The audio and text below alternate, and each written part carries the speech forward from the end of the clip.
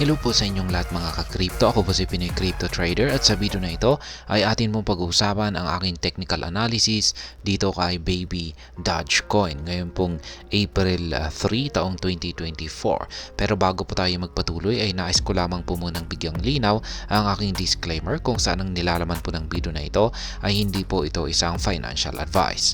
For education and information purposes lamang po ang layunin nito. Maliban po dito ay nais ko na rin pong magbigay babala na wala pong kahit anumang group chat ang Pinoy Crypto Trader. At ayan, nandito po tayo sa daily chart time frame ni Baby Dogecoin at nakikita po natin na patuloy na naglalaro ang kanyang market price dito sa loob ng ating triangle pattern dito. Ayan, isa po itong triangle pattern. Ayan.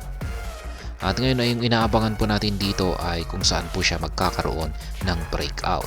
Kaya yan, posibleng dito po sa ibabaw or dito sa kanyang ilalim na bahagi. Ayan. Ngayon pag dito po siya magkakaroon ng breakout ay aasahan po natin na ito ay aakyat. Aakyatin niya ang ating resistance line dito sa 28.33. Ngayon kung pag dito naman po siya sa ilalim nagkaroon ng breakout dito po sa support line natin dito or lower portion ng triangle pattern na ito ay ang inaasahan po natin na mangyayari ay babagsak po siya dito sa sunod na support line natin dito sa 971.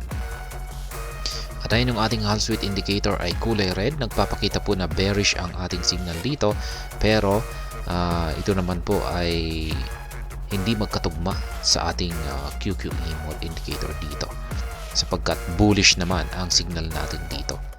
Kaya dahil dito ay mukhang dahil nagkokontrahan po yung ating dalawang indicator ay posible pong mag-consolidate pa or maglaro dito sa loob ng ating triangle pattern ang market price nitong si Baby Doge.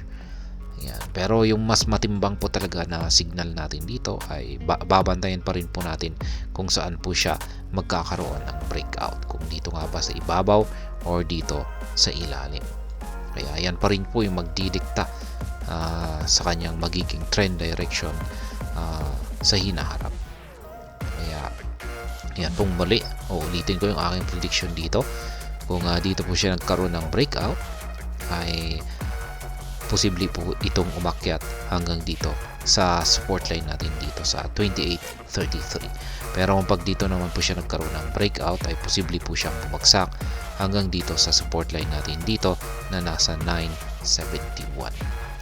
At hanggang dito na lamang po tayo sa video na ito. Sana po ay inyong nagustuhan ang aking paliwanag dito. Kung inyo po itong nagustuhan, pakiclick lamang po ang like button nito. Para naman po sa mga bago lamang dito, kayo po ay aking inaanyayahan para mag-subscribe. Pakiclick na rin po ang bell icon nito dahil ito po ang siya magsisilbing notification nito sa mga bago kong videos na akin pong ina-upload sa aking YouTube channel na ito. Marami pong salamat sa panonood. Ingat po tayo lagi at God bless po sa ating lahat.